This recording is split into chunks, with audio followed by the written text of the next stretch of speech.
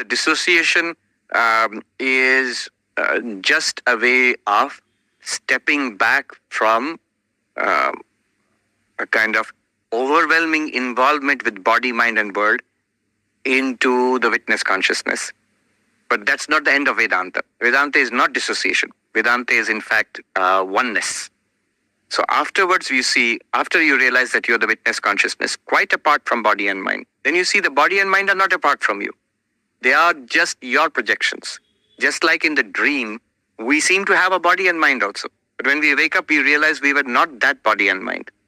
But that body and mind depends upon you, the dreamer. It has no existence apart from you, right? In the dream, the person you were and everybody else was is entirely dependent upon you, the dreaming person. Similarly here. The kosha meditation, you want me to do a guided meditation? Yes. So the kosha meditation is taken from is based upon the Taittiriya Upanishad. On the second chapter, Brahmananda Valli. It's a way of enlightenment. So what it does is, it starts with the physical body. And then it goes inwards not physically inside the body. Because physically inside the body, if you go with a probe, you will find more of the body. Flesh and blood and bones. No, inwards into your experience. So we experience the body. More subtle experience is of breath. The more subtle experience is of mind, more inwards. And the more subtle experience is of the intellect, which we are using right now. And that way. So there are 5 koshas. Kosha literally means a covering, a sheath. So the paradigm is, you, the reality, you seem to be covered. We seem to be covered by 5 sheets with which we have identified ourselves. It's as if I'm identified with my shirt and my vest. I don't know that I'm not the shirt, I'm not the vest. Similarly, I am identified with the physical body, with the pranic body, with the mental body, with the intellectual body. But they are all bodies, it's not me. It's not a 3-body problem, it's a 5-body problem. So we have a physical body, a pranic body, a subtle, that is a mental body, intellectual body, and what's called a causal body. All of them are like sheets. They are covering our real nature. Apart from that, we are the witness consciousness. So we are going to do this little meditation now, which is based on the koshas, the 5-body problem, let us say. Remember, when we go through this meditation, none of it is theoretical. Just as this body is not theoretical for any of us, we all know that we have this body. So let us, when you're comfortable, you relax and sit straight, not rigid. And when you're comfortable, you close your eyes. Breathe normally. By normally, I mean don't strain, don't try to increase or shorten the breath. If short breaths come, let them come. If long breaths come, let them come.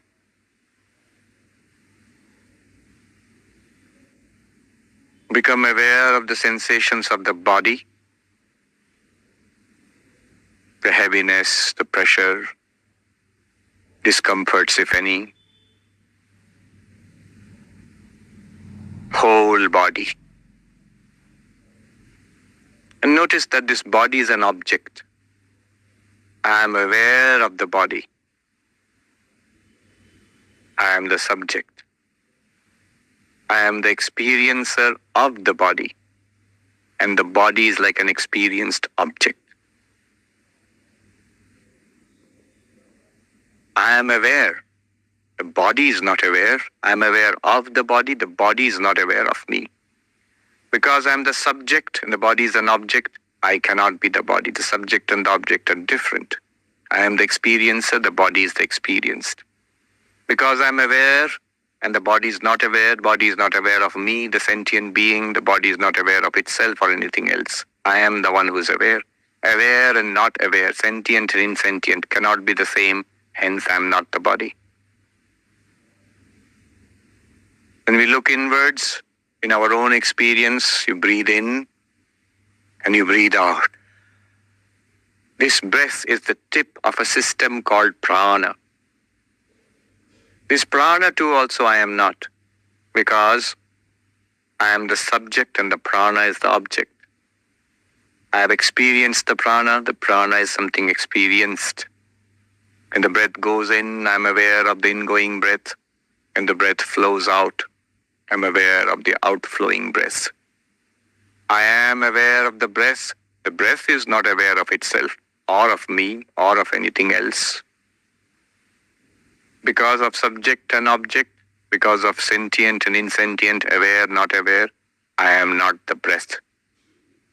The body is a sheath, the breath is a sheath. Annamaya kosha, pranamaya kosha. Look inwards in your own experience and you find the mind. Thoughts, emotions, memories. Very subtle. And yet it is a body. It is not me. Because it's an object. Thoughts are objects also. I'm aware of the thoughts. I can see the thoughts. And I am the subject. Also, thoughts are not conscious in and of themselves. I am aware of the thoughts, and it's actually because of my proximity as awareness, the thoughts seem to be conscious also. No thought knows itself or any other thought. I know all the thoughts, and I know myself. So I am awareness. Thoughts are not aware. Aware and not aware, subject and object. Hence, I am not the thoughts. I am not the mind. The mind becomes a sheath, a covering. Looking inward, similarly, I find another division of the mind. A new label is given, intellect. Specifically, the capacity I'm using now, trying to understand and process all of this. This intellect, this buddhi or intellect, this too is an object. I'm aware of it. When I understand something, I'm aware, I've understood. When we are working as kids on scientific problems or our math homework, and we struggled with it, we were aware, we did not get it, we were struggling with it. So the buddhi or the intellect is something that we are the subject and it's an object. I am not the intellect. I am aware of the intellect is not aware. Go further. Do a thought experiment where you're not aware of the world. The body is asleep, you're not aware of the body at all. No thoughts come, no memories come, no ideas come, no sensations, just blank. Even the sense of ego is gone. Nothing, just blank. That empty space, this is called the causal body. This too is an object. It is something that is experienced. Every day in our deep sleep we experience it. In anesthesia we experience it. Therefore it's an object. And I, the experiencing consciousness, I am the subject. Object and subject can never be the same. I am aware, and this blankness is not aware. Hence, I am not this blankness. I am not this darkness. I am the witness of the darkness. When there are thoughts, I am the witness. When there are no thoughts, I am the witness. Between two thoughts, there is a blankness. I am the witness. Hence, this causal body also I am not. It becomes the causal sheath. Then what am I? If I am not the physical body, if I am not the pranic body, if I am not the subtle mental body, if I am not the intellect body, if I am not the causal body, then what am I? All those bodies are sheaths. And I am that to which all of them are appearing and disappearing. When the physical body is experienced, I am. When the pranic body is experienced, I am. When the mental body and the intellect body are experienced, I am. And when none of this is experienced, just blankness, the causal body, I am. This I am, this presence is always there. Usually it's mixed up with the activities of the 5 bodies, the 5 sheaths. But by itself it's not an object. Its existence is understood first because of the experience of other objects, and second because it is self-luminous. It's very subtle, but it exists.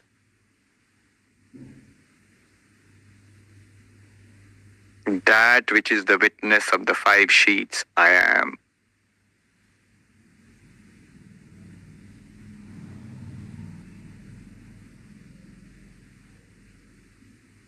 When you are comfortable, open your eyes.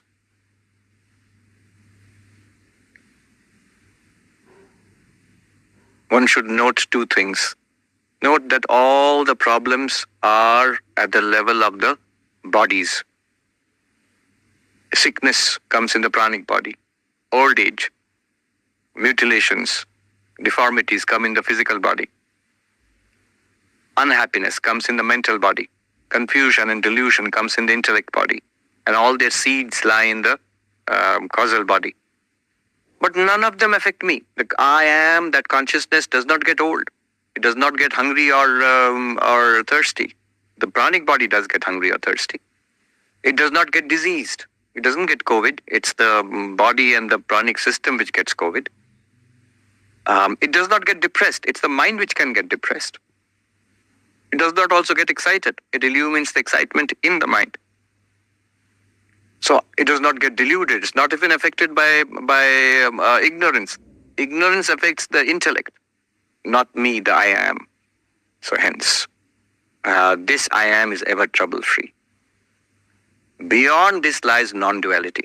This I am which we have traced, now we have to ask, what is its relation to the world? What is its relation to the 5 bodies? Is it truly separate from them, or are they one with it? So ultimately, Vedanta will say the 5 bodies are actually not separate from you. You are separate from them. Just like everything in a dream is not separate from you because it can't exist without you. But you are separate. You are independent of the things and the people in the dream. You exist without them. They can't exist without you. Our projections in our dream.